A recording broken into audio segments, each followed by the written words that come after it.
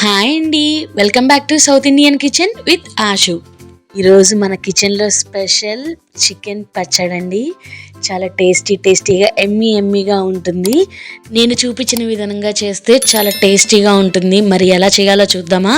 ఇలా 1 kg chicken తీసుకొని ఇలా చిన్న పీసెస్గా కట్ చేసుకున్నాను.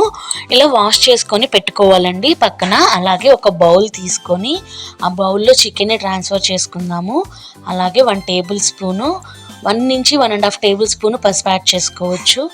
అలాగే 1 టేబుల్ స్పూను సాల్ట్ కూడా యాడ్ చేసుకొని బాగా మిక్స్ చేసుకొని ఒక 5 minutes పక్కన పెట్టుకుందామండి.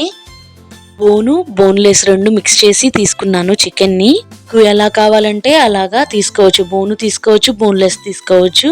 బట్ 2 కలిపి తీసుకున్నా కూడా అది చాలా బాగుంటుందండి. 5 minutes పక్కన పెట్టుకుందాము.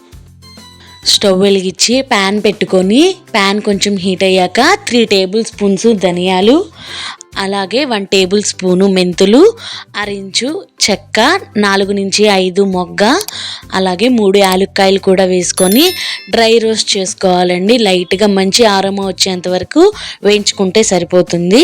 సో బాగా వేగిపోయినాయి కదా. ఇప్పుడు 1 టేబుల్ స్పూను ఆవాలు కూడా యాడ్ చేసుకొని ఒక్క నిమిషం అలాగా వేపితే సరిపోతుందండి. స్టవ్ ఆఫ్ చేసే ముందుగా మనం వేసుకోవాలి, లేదంటే ఆవాలు చేదొచ్చేస్తుంది.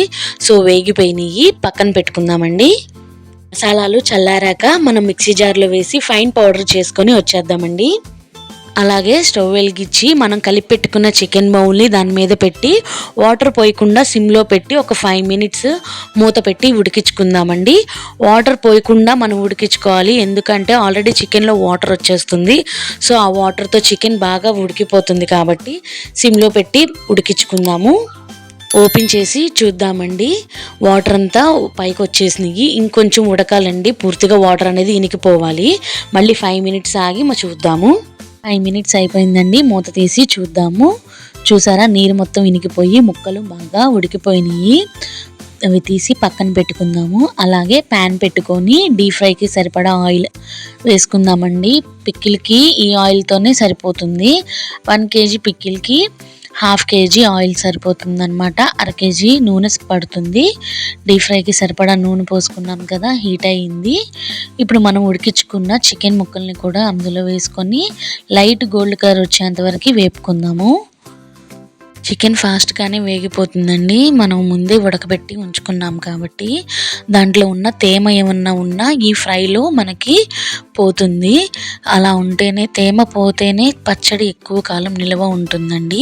ఇది 3 or 4 months ఖచ్చితంగా ఉంటుంది పచ్చడి.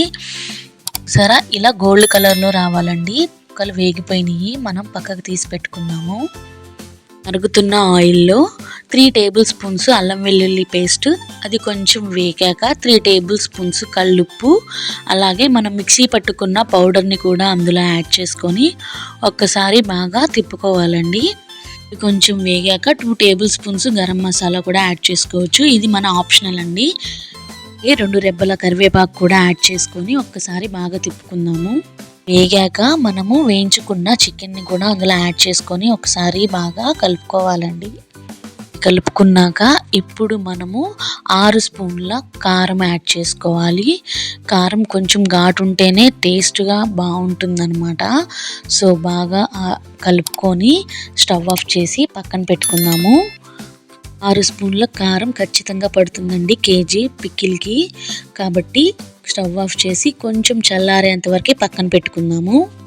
పచ్చడి చల్లారిన తర్వాత ఈ సైజు నిమ్మకాయ నేను 3 తీసుకున్నానండి. ఇది పెద్ద సైజు కాబట్టి నేను 3 తీసుకున్నాను. కొంచెం చిన్నవైతే 6 దాకా పడుతుంది పులుపుకి. ఎప్పుడైనా సరే చల్లగా అయిపోయాక, పోని గోరువెచ్చగా ఉన్నప్పుడే మనం లెమన్ జ్యూస్ అనేది దాంట్లో యూస్ చేయాలి, లేదంటే పచ్చడి పాడైపోతుందండి. సో కలుపుకొని బాగా కొంచెం సేపు అలా వదిలేద్దాము. అంతేనండి, గుమగుమలాడే చికెన్ పచ్చడి రెడీ అయిపోయింది. పిల్లలైతే వదలకుండా తింటారు, నాన్ వెజ్ కదా. సో ఎక్కువ కారంగా, ఎంతో స్పైసీగా, ఎంతో టేస్టీగా ఉండే ఫుడ్ రెడీ అయిపోయింది. మనం డిష్ అవుట్ చేసుకుందాము, వచ్చేయండి. చూపించిన విధంగా పర్ఫెక్ట్ కొలతలతో ఇలాగే చేస్తే పచ్చడి 3 నెలలు ఖచ్చితంగా ఉంటుందండి. సో ఇంకా ఆలస్యం దేనికి, చూసి ఖచ్చితంగా ట్రై చేసి ఎలా ఉందో కింద కామెంట్ చేయండి. నా రెసిపీ కనుక మీకు నచ్చినట్లయితే లైక్ చేయండి, షేర్ చేయండి, సబ్స్క్రైబ్ చేసి బెల్ కూడా కొట్టండి. Thank you for watching.